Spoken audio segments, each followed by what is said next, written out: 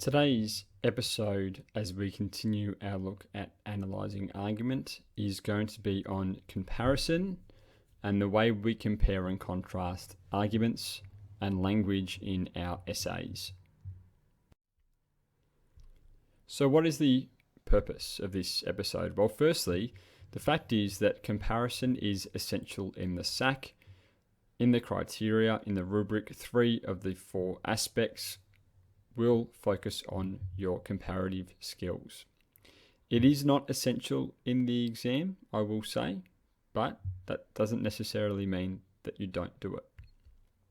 Now, connectives and comparative vocabulary is also essential to know, and this should be in the back of your mind from previous comparative units that you've studied when you looked at 2 texts. Lastly, the amount of comparison will depend on quite often the text types and also the size of the text. So we do need to be mindful of this. Now, in our introduction, any comparison we make should be pretty brief. Make a note if the articles are in response to each other, and this is something that you might find is noted in the background information or quite possibly at the start of the article. This is quite common in letters to the editor in response to an opinion piece that was published in the newspaper. And again, quite often the author of the letter to the editor will note that in the beginning of their letter when they refer to the previous author or the title of the article. When you do compare in your introduction, you should use that comparative vocab if the contention or the intention, the audience, the style are similar or different, and you can be very brief with that as well. As I said, you don't want to go into too much detail. You save that for your main body paragraph. Okay, let's have a look at this example, and as I read through it, I want you to make note of any comparative vocabulary. Recently, the issue of public transport was addressed in the media following a proposal by Mr. Abib to scrap fares. In her letter to the editor, Leah Nung contends that public transport should be free. Nung combines a logical tone with a straightforward style, along with an accompanying image, in an attempt to convince Melbourne car and public transport users to consider the proposal of free public transport. In contrast, Kane Johns employs an attacking tone in his letter to the editor, while also arguing to Melburnians that free public transport would be a disaster. So what comparative vocabulary did we find there?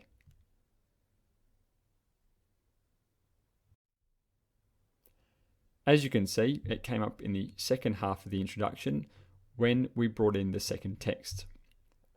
We have the connective in contrast to show that there is a clear difference between the 2 articles.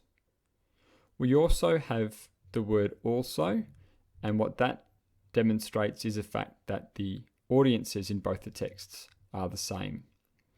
So as you can see in our introduction, the comparison was very brief, but obviously we know that they're going to have contrasting arguments which will be explored later on in the essay.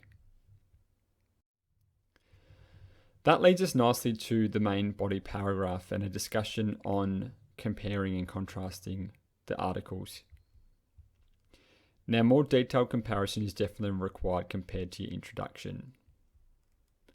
Now, the comparison could be in 1, it could be in 2, it could even be in all your main body paragraphs. I would suggest keeping things simple to start with as you start to write these essays. Pick one thing to compare and write a comparative paragraph. But again, it is dependent on the texts. Sometimes every argument in both articles could contradict the other one. So it's definitely worthwhile having comparison in most, if not all, your main body paragraphs.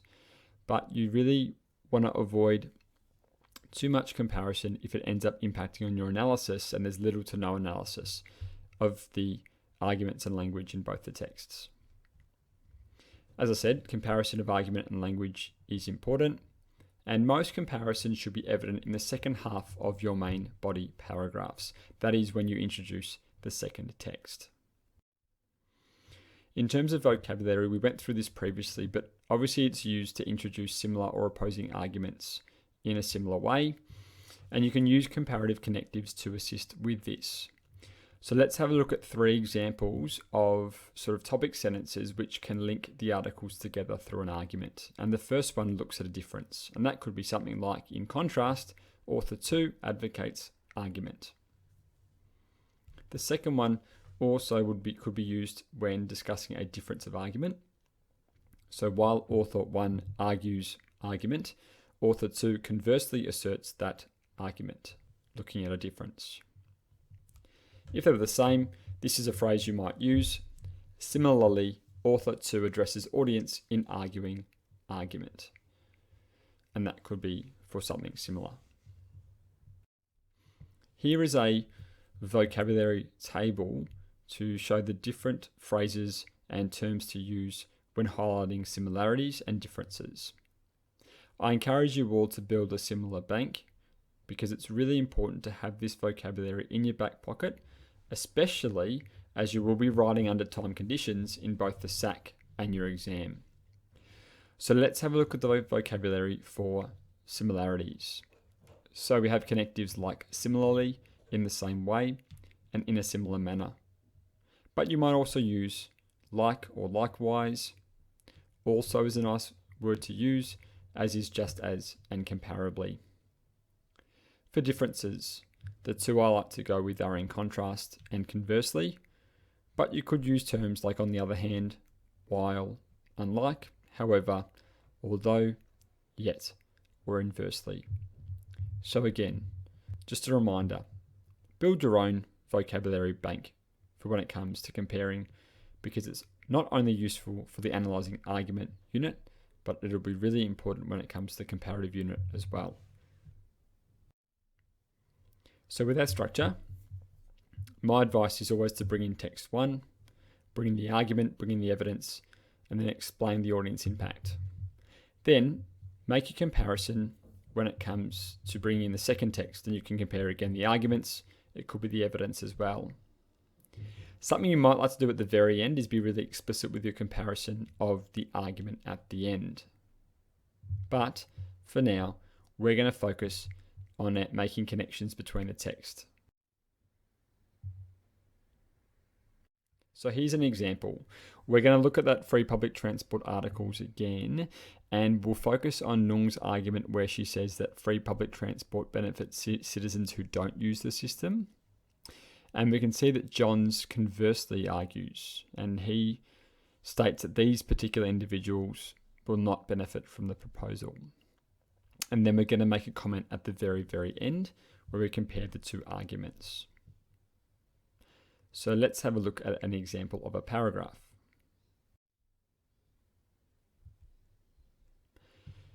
So as I read this, I want you to make note of all the comparative language in this paragraph. Nung closes by asserting that free public transport also assists citizens who do not use the system. Shifting her attention to motorists in an attempt to showcase the wider positive ramifications, she employs further evidence from Chatfield University and suggests the proposal will result in fewer cars and fewer traffic jams. This imagery presents a relatable and frustrating situation all motorists want to avoid, encouraging them to engage in the issue which previously disinterested them. Later claiming everyone is a winner, Nung's solution promotes the personal and practical benefits for both car users and commuters, which consequently compels them to reconsider their view on the issue and prompt them to address the Premier. However, Johns conversely argues that these individuals will not benefit from free public transport. Johns discredits his opposition with an indirect attack, targeting Nung by insisting the proposal is unfair as it discriminates people and labelling it ridiculous.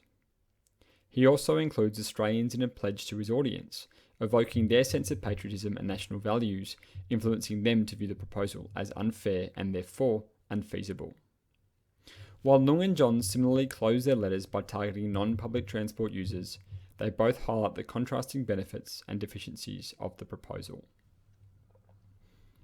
So how did you go finding the comparative vocab here? I think you would have found that most of it showcased the differences between the 2 articles. So we can see here that the comparative vocabulary comes up in the second half of the paragraph. So phrases like however and conversely show that there were differences between the two arguments. We also have a direct reference to the first author through the phrase targeting Nung. And the very last sentence, while Nung and John similarly close their letters by targeting non-public transport users, they both highlight the contrasting benefits and deficiencies of the proposal. So here we can show that they both have a similar audience, yet they have contrasting arguments. Let's have a look at example 2. This one is going to compare similarities between two texts. Once again, as I read through this paragraph, I'd like you to make note of any comparative language utilised. Nung opens by advocating that the current ticketing system is inadequate. She offers a personal angle as she details that her poor neighbour became a criminal due to a faulty machine. Her witness of her neighbour's misfortune invites public transport users to understand the detrimental impact on the individual caused by the ticketing system's deficiencies. The anecdote also highlights the realistic issues caused by ticketing, prompting commuters to view free public transport as a logical solution. Additionally, the accompanying photograph displays the ticketing system as out of order, along with the colloquial language LOL and sarcasm, only the fourth time this week, to also ridicule the frequently malfunctioning system. Like Nung, the photograph similarly attempts to evoke frustration from public transport users who have shared a corresponding experience on their daily commute. So what comparative language did you find there? Well, we can see some phrases here. Additionally, and also, like Nung, and similarly. All these suggest that the paragraph is focusing on similarities between two arguments. So, how much to compare in our SACs? Well, I guess it's dependent on article sizes, and I need to stress this to you. You need to be flexible. Have an open mind when you go into this because you won't know what the articles are. Let's have a look at scenario 1, where we have a larger text and a smaller text. In this case, we're not going to compare as much. 1, maybe 2 paragraphs maximum will contain some comparison. Scenario 2 has 2 texts of similar length. Here, we might find that the arguments match up a little bit more, and there's more to write about both texts. But again, if the arguments don't complement each other, then don't try and shoehorn in comparison. You need to be flexible, and it needs to be clear. So what are the key takeouts from today's episode? Well, the first one is definitely to use arguments as an anchor to compare the articles. Main body paragraphs are particularly important for comparison. Make sure you're building a comparative vocabulary word bank or phrase bank. You don't have to just compare arguments either. You can look at language, style, tone, intent, and even the audience when it comes to comparing two articles. And lastly, you cannot simply compare everything, so be selective and considered in the arguments and the language that you choose to analyse and explore within your analysing argument essay.